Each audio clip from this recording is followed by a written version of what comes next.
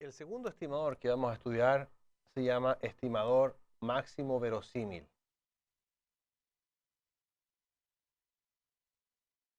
Debería llamarse el estimador más probable, ¿ya? Pero se llama verosímil porque tradujeron del inglés likelihood, que significa probable.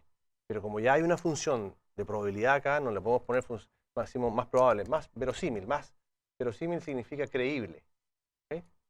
Entonces, este estimador se basa en un principio que enunció Fisher, Ronald Fisher, que fue un genetista inglés que dio los fundamentos de la verosimilitud, que necesitaba la matemática para su experimento. Entonces, él desarrolló la teoría de la verosimilitud.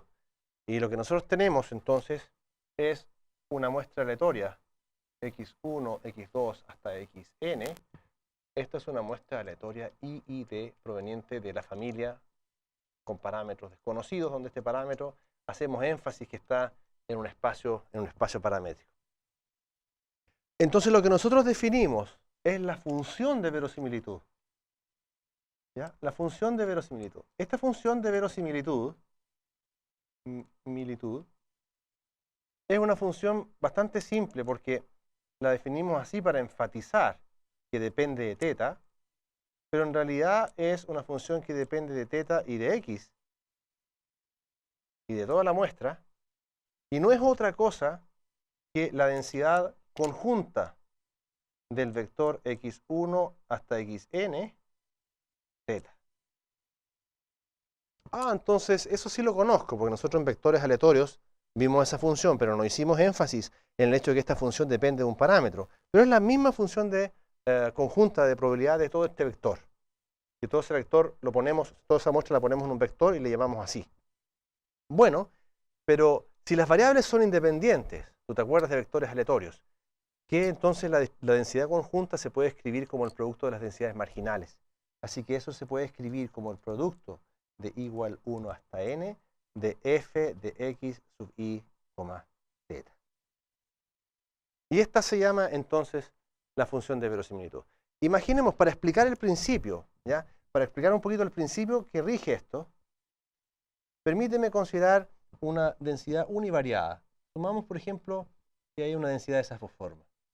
Y tú tienes acá una caja negra que te manda variables aleatorias. ¿Ya? Te manda un x1. Esta es una caja negra que te manda x1. Entonces, imagínate que tú estás buscando cuál es el valor de teta.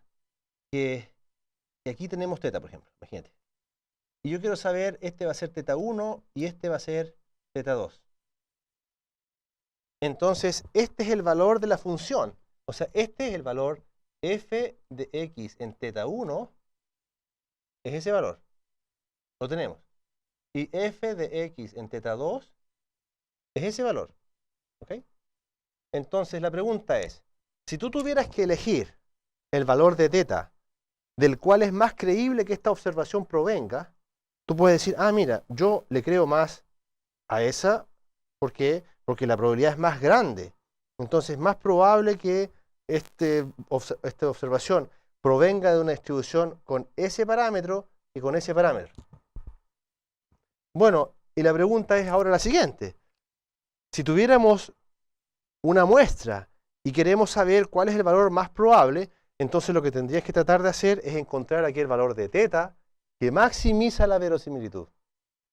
Entonces, ¿cómo se define el estimador máximo verosímil? Primero, si la función L de teta es diferenciable respecto a teta, entonces el estimador máximo verosímil, que le vamos a llamar así, teta máximo verosímil, va a ser el argmax sobre todos los teta en teta de la verosimilitud. Es decir, yo tomo esta función y encuentro cuál es el valor de teta que hace máxima esta función. Y aquí el valor que hace máxima esa función, entonces ese va a ser el valor que yo voy a considerar como la estimación de este verdadero parámetro teta. Nunca voy a conocer teta, pero esta va a ser una manera de aproximarme a teta.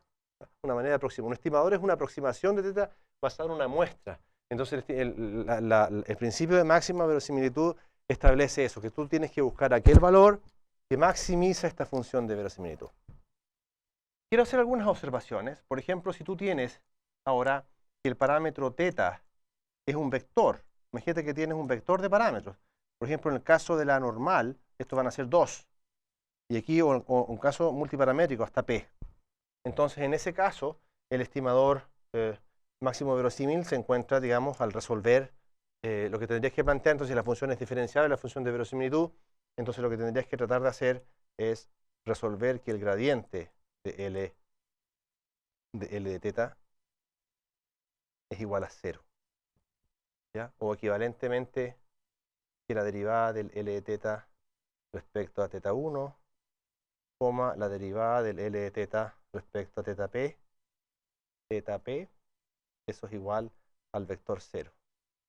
En el caso particular en que tengas una sola variable, entonces si p es igual a 1, si tienes una sola variable, entonces el estimador máximo verosímil se encuentra resolviendo esta ecuación.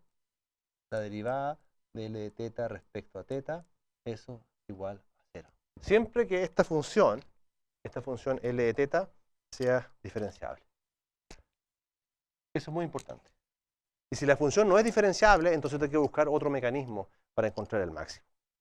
Esa es la observación 1. La observación 2 es una observación muy sencilla. A esta función L pequeña de teta se define como el logaritmo natural de la L grande de teta.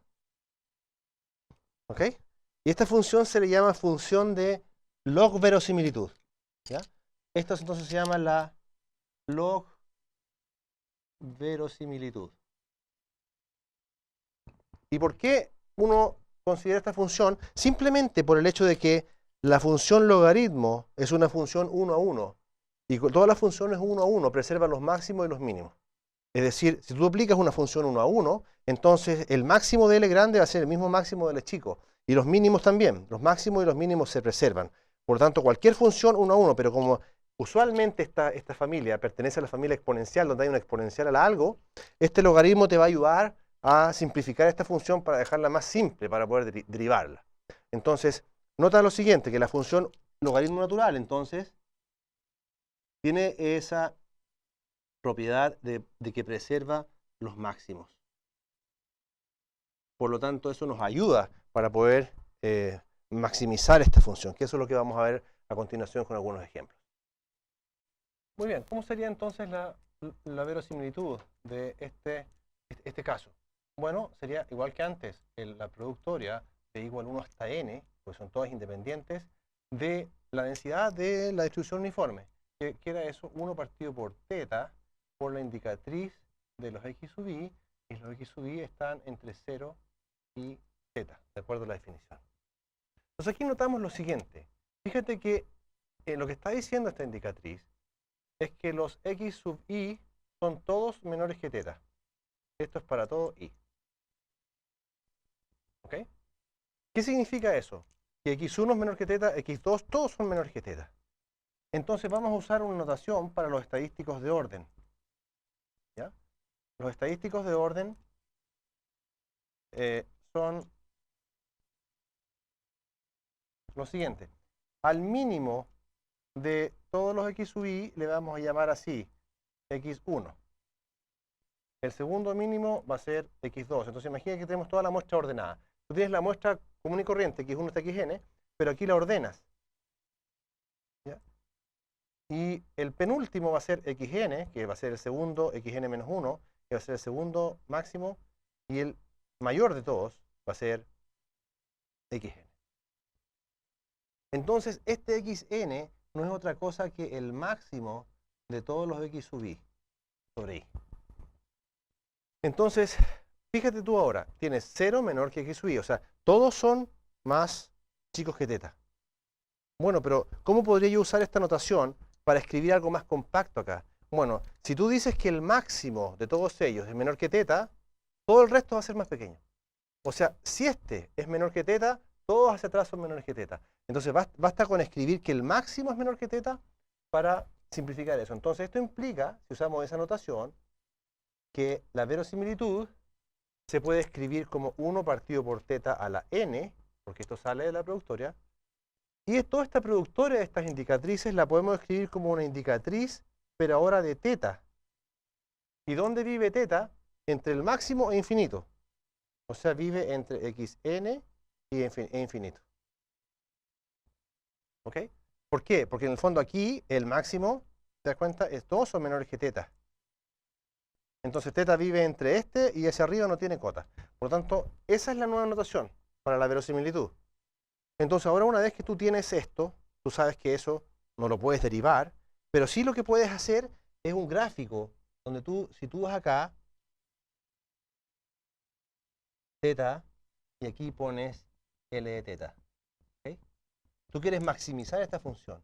Entonces tú dices, mira, yo voy a graficar esta curva. ¿Cómo es esta curva? Esta curva 1 partido por teta de la n es una curva que es decreciente en teta. Entonces tú puedes pensar en lo siguiente. Si yo quiero maximizar esta función, ¿qué tengo que hacer? Decrecer teta, porque mientras más chico es teta, más grande es la función. Entonces tú pones todos los valores aquí. xn, xn-1, y así pones todos los valores, hasta el mínimo. Y te das cuenta que teta voy a querer hacerlo lo más pequeño posible. Pero cuando tú empiezas a decrecer el valor de teta, lo que sucede es que llegas hasta el máximo y no puedes pasar más. No puedes pasar más porque tienes la cota de que los x sub i son todos menores que teta, y aquí está el máximo, y eso significa que no puedes pasar hacia abajo. Por lo tanto, ese valor que tú encuentras ahí, el xn, es el valor que maximiza la verosimilitud. Por lo tanto, de ese análisis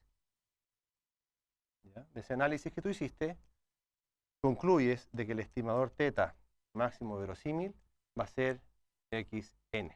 O si tú lo quieres escribir, el máximo de los x sub i con i entre 1 y n.